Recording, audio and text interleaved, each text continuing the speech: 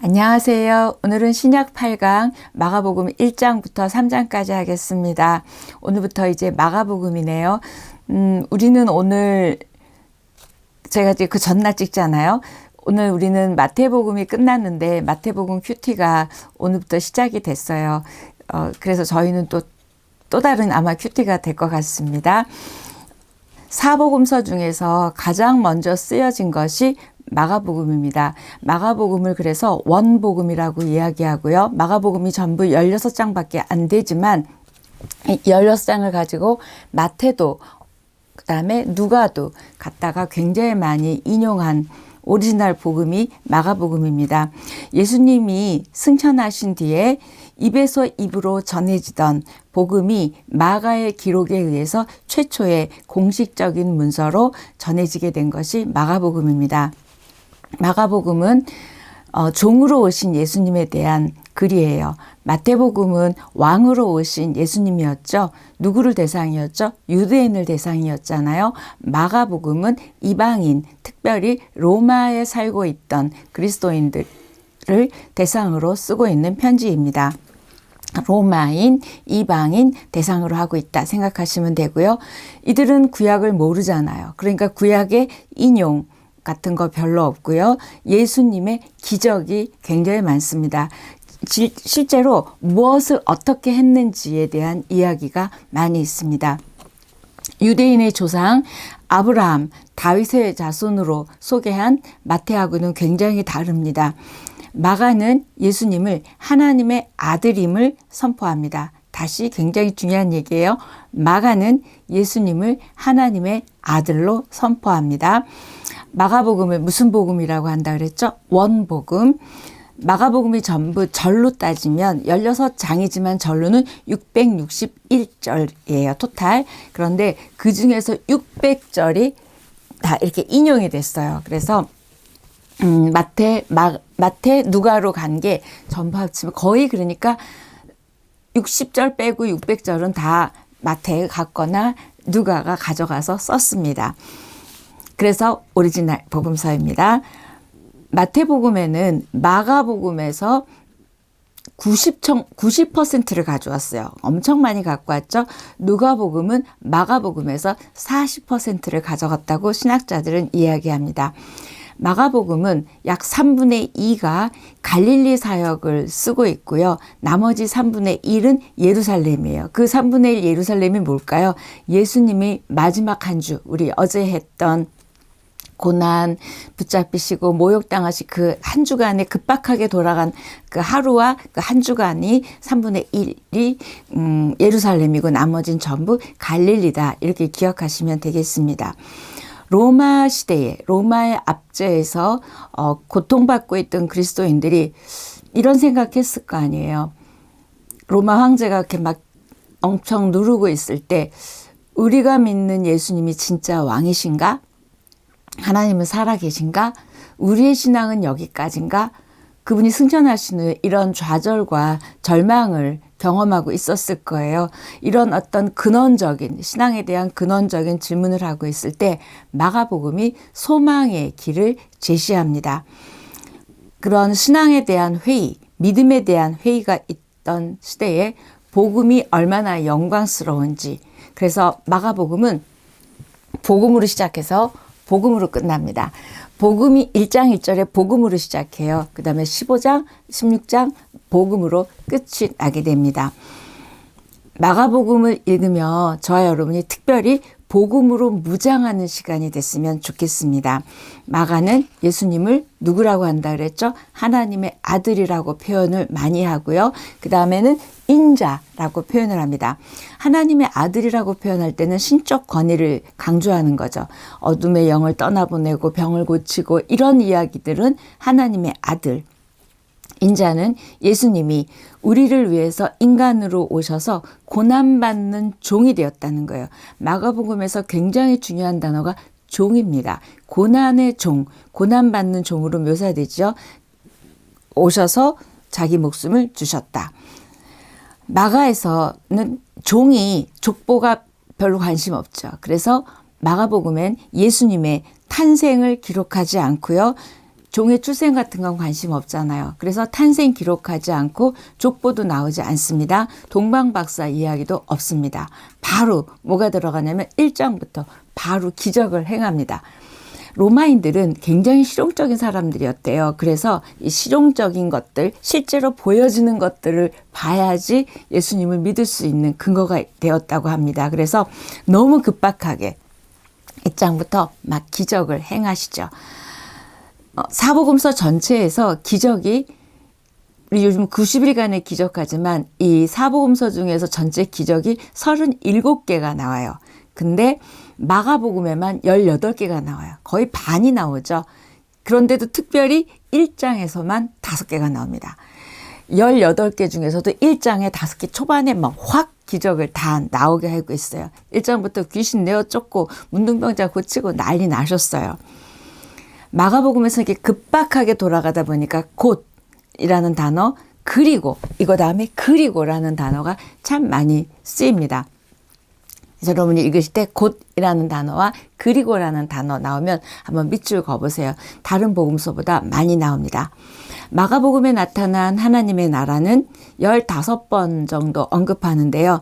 마태와 비슷한 상황에서 하나님의 나라를 이야기하지만 마가는 천국이라는 단어를 쓰지 않습니다. 하나님의 나라라는 용어만 쓰고 있습니다. 그 차이 좀 알아두시면 좋고요. 마가복음의 가장 핵심 절은 종으로 오신 예수님이죠. 그래서 10장 45절, 16장 전체, 마가복음 16장 전체의 키 절입니다. 인자가 온 것은 섬김을 받으려 함이 아니라 도리어 섬기려 하고 자기 목숨을 많은 사람의 대속물로 주려 합니다. 여기 밑줄 그으세요. 10장 45절입니다. 종으로 섬기는 삶을 사시다가 결국 자기 목숨을 대속제물로 내어주셔서 그 대속적 죽음으로 인하여 우리에게 죄사함과 용서와 치유와 구원을 얻게 되었다. 이게 마가가 전한 복음입니다. 지금 제가 요 말씀한 게 16장 전체의 핵심 이야기입니다. 여러분이 마태복음은 마태가 썼다는 거 아시죠? 마태는 12제자 중에 한 명이죠. 마가복음은 사복음서도 쓴 사람이니까 마가가 12제자인지 아시는데 12제자가 아닙니다. 마가를 조금 설명하면 마가 하면은 여러분이 조금 사도행전을 보시면 기억이 나는데 예루살렘 교회가 시작된 곳이 어디죠? 사도행전에 마가다락방이잖아요. 마가다락방, 그 마가가 좀 부유한 집이었고 이 다락방이 뭐 조그맣지 않고 120명 정도가 들어갈 수 있는 굉장히 큰 다락방이 있는 부잣집 아들이었습니다. 이 마가는 바나바와 바울이 예루살렘 초대교회 선교사로 파송되잖아요. 그때 바나바의 조카예요. 그러니까 바나바 누나의 아들입니다. 그러니까 이 바나바가 바울과 선교 여행을 갈 때 조카를 데리고 간 거예요. 데리고 갔는데 마가가 좀 잘 못했던 것 같아요. 그리고 돌아가게 됐어요. 바울이 좀 열정적이고 욱하는 게 있잖아요. 그래서 바울과 바나바가 싸웠어요. 붙었어요. 그리고 마가는 돌아갔습니다. 그래서 그때 이제 그 바나바와 바울의 선교가 이제 나뉘어지게 되잖아요. 그 이야기의 기준에 나오는 그 마가입니다. 근데 이 마가가 어떻게 보면 선교회 갔다 실패했잖아요. 돌아왔어요. 누구를 만나게 되냐면 베드로를 만나게 됩니다. 베드로가 또 실패하면 또 베드로잖아요. 마가를 보고 이야기합니다. 마가야, 괜찮아. 이건 제가 그냥 꾸민 이야기예요. 나를 봐. 난 더 큰 실수했어. 너 선교 따라갔다가 힘들어서 돌아온 건 아무것도 아니야. 나를 봐. 그러면서 베드로가 달라졌잖아요. 베드로가 복음서에 나온 베드로랑 베드로 전서로 쓴 베드로는 완전 다르거든요. 그 베드로가 마가랑 같이 있게 됩니다. 마가에게 가장 큰 영향을 준 사람이 베드로라고 이야기해요. 그걸 베드로 전서에 보면 내 아들 마가라 그래요.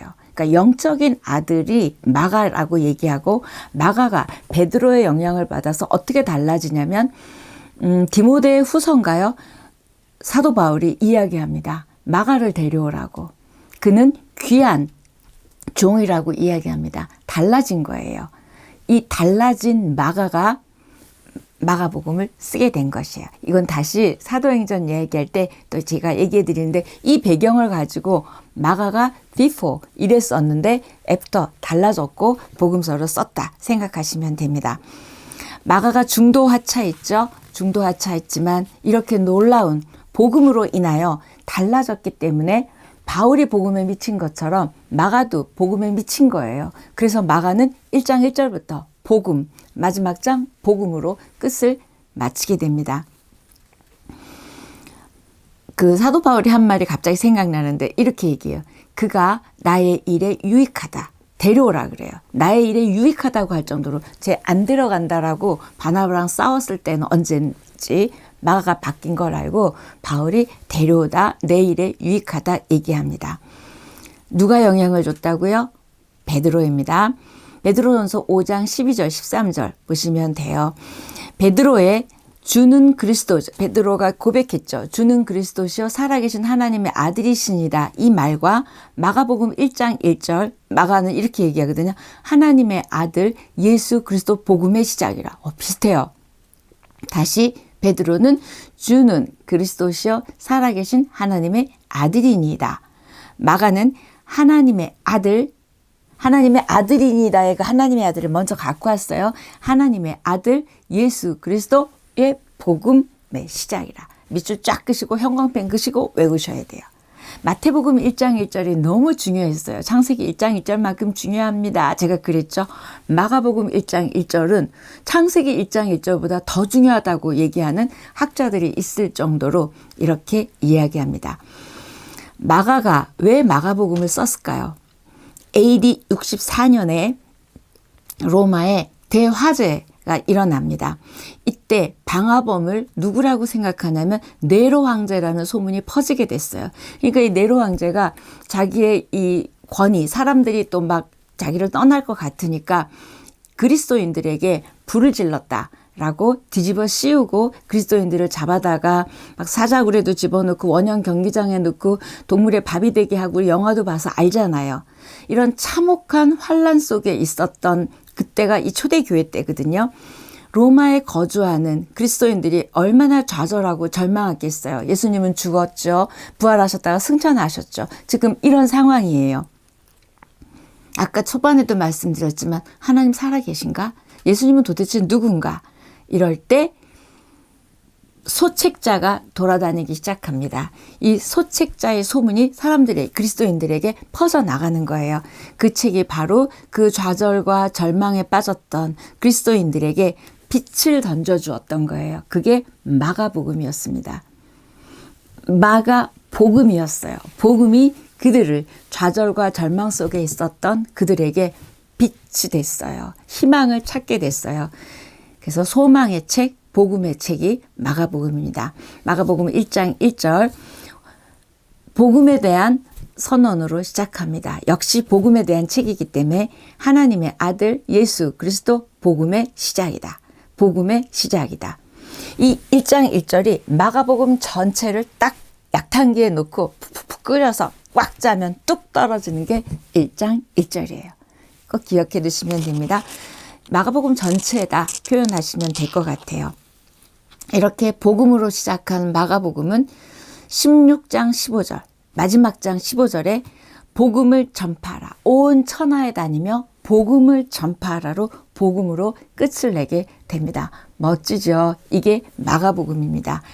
마가는 복음의 핵심을 예수가 그리스도시고 하나님의 아들이다. 이게 복음이에요. 저와 여러분에게도 이게 복음입니다. 예수가 그리스도, 그리스도가 뭐죠? 왕, 메시아라는 뜻이고요. 그 다음에 하나님의 아들이시다. 다시 복음은 누가? 예수가 하나님의 아들이고 그리스도시라는 것을 지금 마가는 이야기하고 있습니다. 하나님의 아들이라는 이야기는 하나님도 직접 얘기하세요. 그게 1장 11절에 보면 너는 예수님에게 그러죠. 너는 내 사랑하는 아들이라 얘기했고요.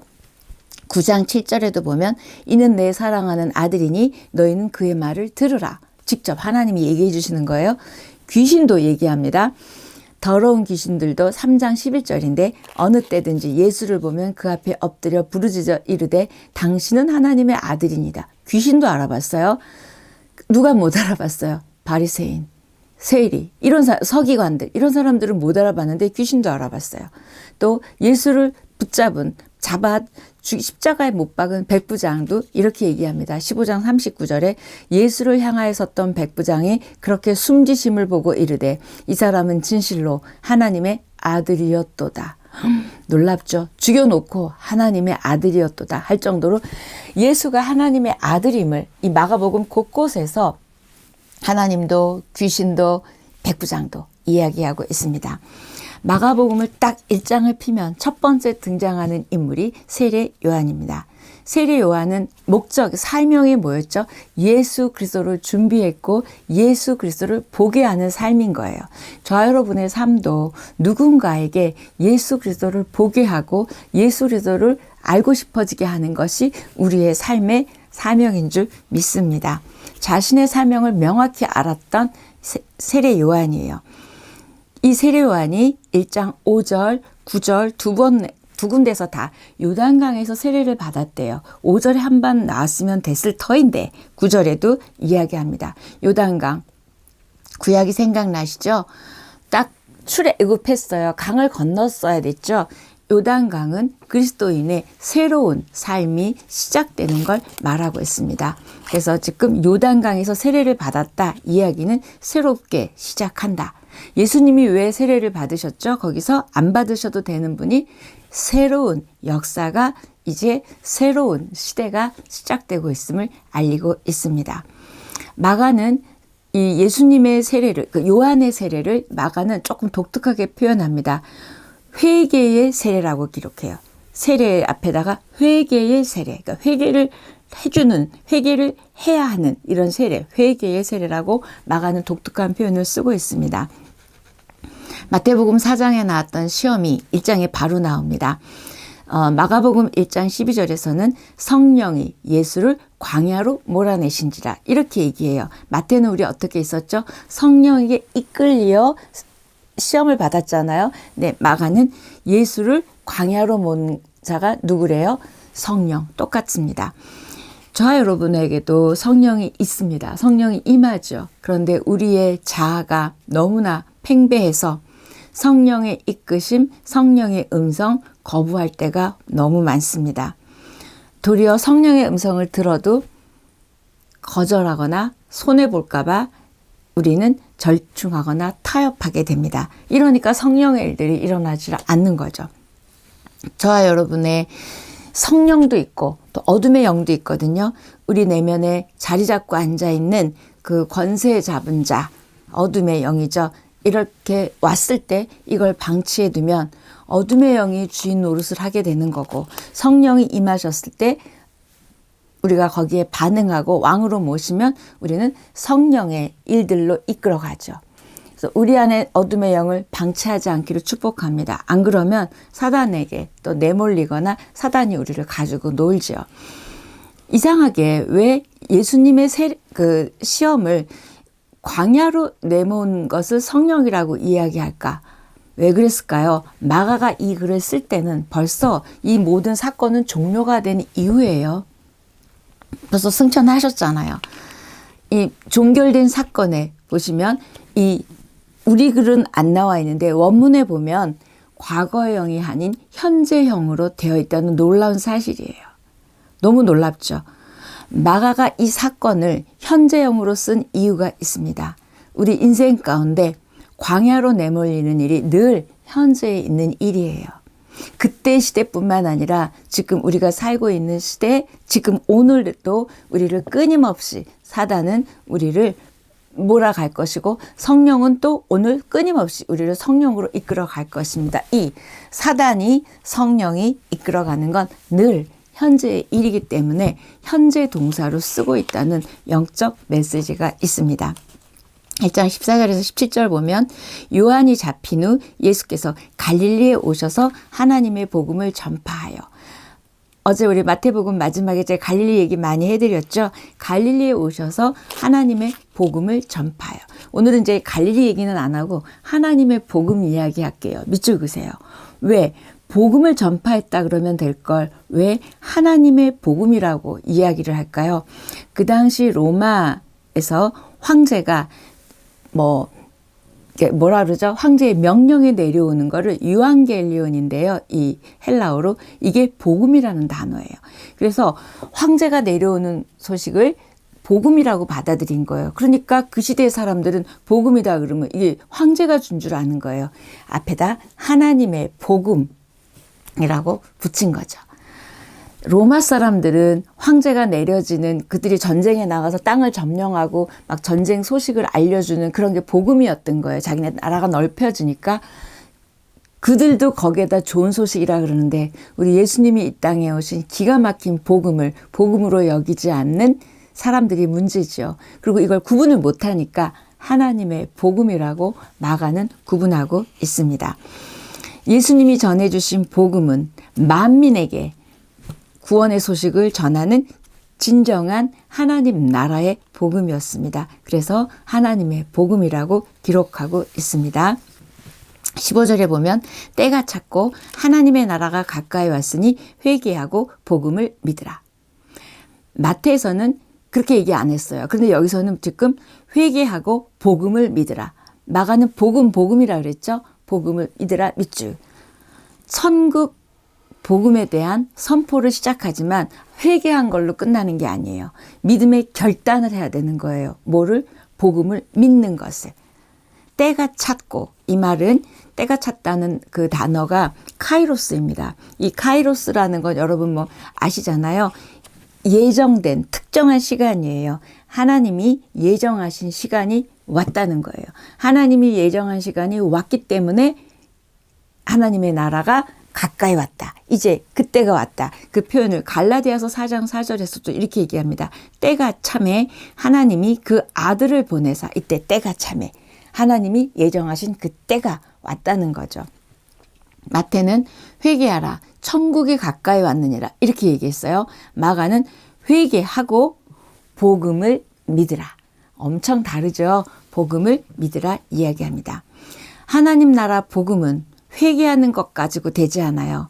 복음을 믿는 믿음의 결단이 필요한 것이 하나님 나라의 복음입니다. 복음을 믿으라. 복음을 믿으라. 예수님이 이 땅에 오신 이유는 하나님 나라의 복음을 전하기 위해서고 그 다음에 그 전하는 것을 믿어야 되잖아요. 이걸 누가 하죠? 사람을 통해서 일을 하셨어요. 예수님이 이 선언을 하시고 바로 하신 일이 제자를 부르시는 일입니다. 사람을 부르셔서 훈련해서 이제 복음을 믿으라 일할 사람들을 부르신 거예요. 하나님이 하시면 돼요. 그런데 굳이 이렇게 사람들을 부르셔서 하나님의 나라를 확장하고 항상 사람을 준비시키고 사람을 통해 일하십니다. 저와 여러분이 하나님 앞에 이렇게 사람을 통해 일하시는 좋은 통로, 좋은 도구가 되기를 축복합니다. 제자들을 부르셨어요. 어디서? 갈릴리 해변에서. 시몬, 안드레, 야고보, 요한 쭉쭉 부릅니다. 이때 부른 이름, 12제자 이름이 쭉 나오게 되는데 거기서 제자들 이름도 중요하지만 곧 버려두고 따르니라. 18절, 20절 두 번이나 나와요. 곧 버려두고 따르니라. 우리는 곧 따를 수는 있어요. 버리지 않습니다. 버리지 않고는 따라갈 수 없음을 곧 버려두고 따라가니라. 그때 제가 마태복음 할 때는 우리는 예수 믿으면서 버린 게 없잖아요. 제가 그랬잖아요. 여러분 뭘 버리셨는지 한번 생각해 봤으면 좋겠습니다. 따라와라. 사람을 낚는 어부가 되게 하겠다. 이게 바로 부르심입니다. 근데 부르심에 대해서 조금 말씀드리고 싶은 건 갑자기 하늘에서 누구누구야, 뭐 전도사 해라, 목사 해라 이러지 않으세요. 부르심은 내가 오늘 내 삶의 자리에서 내 일을 하고 있을 때 삶의 현장, 이들이 물고기 잡고 있었어요. 주부는 밥을 하고 있겠죠. 학교 선생님들은 가르치고 있겠죠. 직장인들은 일을 나갔겠죠. 각자의 삶의 자리에서 그 일을 하고 있을 때 예수님이 부르셨어요. 여러분의 삶의 현장이 부르심의 자리입니다. 부르심의 자리 이퀄 소명의 자리죠. 밥을 해도 다르게 하는 것, 학교를 다녀도 다르게 다니는 것, 이게 지금 각자의 자리에서 하는 거죠. 그런데 그 모든 일을 버리지 않으면 따라갈 수 없는 길이 믿음의 길입니다. 저와 여러분이 갑자기 못 버려요. 날마다 조금씩 버리는 훈련을 하셔야 됩니다. 손에 쥔 걸 내려놓는 훈련을 하셔야 됩니다. 마가는 3가지 치유 사건의 1장에서 기적이 5개 나온다 그랬잖아요. 제일 처음 귀신을 쫓아냅니다. 첫 기적으로 귀신을 탁 내몰아 주시는 게 첫 번째예요. 왜 귀신을 내모는 걸 먼저 하셨을까? 귀신은 하나님 나라를 대적하죠. 하나님 나라가 세워지는 걸 방해하잖아요. 이 하나님 나라를 세우는 방해하는 이 세력을 예수의 권능으로 물리치심을 나오게 합니다. 예수님이 그 사람에게서 나오라 귀신 들린 사람에게 이야기하죠. 더러운 귀신에게 명한즉 순종하는도다. 귀신 앞에는 더러운이 붙죠. 더러운 귀신에게 명한즉 순종하는도다. 제가 이 말을 듣고 귀신도 순종하는데 우리는 말씀을 들어도 순종하지 않는 너무 부끄러운 모습이 있더라고요. 잠깐 또 본문하고 다른 설명 하나 하면 사단, 마귀, 귀신이요. 사마귀지요. 사단, 마귀, 귀신. 사단과 마귀는 거의 같습니다. 참소자 또는 대적자죠. 하나님 나라의 대적자. 사마귀. 귀신은 사단과 마귀의 쫄개예요. 이 귀신은 사단과 마귀가 시키는 대로 하는 거죠. 그렇게 딱 알고 귀신에게 나오라 했습니다. 요한 1서 3장 8절 보면 이렇게 얘기합니다. 죄를 짓는 자는 마귀에게 속하나니 마귀는 처음부터 범죄함이라. 하나님의 아들이 나타나신 것은 마귀의 일을 멸하려 하심이라. 하나님의 아들이 나타난 건 마귀의 일을 멸한대요. 그러니까 지금 마가복음 1장에서 귀신 들린 자, 귀신 들여 있는 그 귀신을 내보내는 게 처음 나오게 됩니다. 말씀했는데 나왔어요. 뭘까요? 예수님의 말씀은 능력이 있습니다. 예수님의 말씀이 선포될 때 귀신은 떠날 줄 믿습니다. 저 여러분의 영혼에, 심령에 예수님의 말씀이 늘 지금 우리가 읽지만 선포도 하십시오. 그 말씀의 권능이 내 안에, 내 영혼에 선포될 때 우리 영혼 안에, 내면 안에 구석구석 어둠이 있다면 떠나가는 은혜가 있을 줄 믿습니다. 아멘. 이게 말씀의 권능이고 말씀의 권세입니다. 하나님의 자녀를 붙들고 있는 이 어둠의 세력은 말씀 앞에 힘을 잃고 말 것입니다. 아멘. 두 번째는 이제 베드로의 장모. 근데 우리는 베드로를 이미 알지만 여기서는 시몬의 장모의 열병을 고쳐줍니다. 영적인 것 귀신만 물리치는 게 아니라 실제적으로 육체도 치료함을 이제 보여주는 거죠. 근데 사단이 질병을 통해서도 일하잖아요. 제가 이거 보니까 한 가족 중에 한 사람이 아프면 온 가족이 매달려야 되고 온 가족의 이 삶이 막 다 난리가 나잖아요. 이것도 사단의 일하는 방법이거든요. 묶어둘 수 있는 거예요. 그래서 지금 이 장모의 병을 고칩니다. 어떻게 고치시냐면 31절에 보니까 손을 잡아 일으키시니 말씀의 권능이 있으니까 열아 떨어져라 뭐 열병 떠나라 하면 될 거예요. 그런데 손을 잡아 일으키시니 손은 시편에서도 그렇고 성경에서 항상 권능을 나타내요. 특히 하나님의 손, 예수님의 손은 권능입니다. 또 하나는 손으로 이렇게 했다.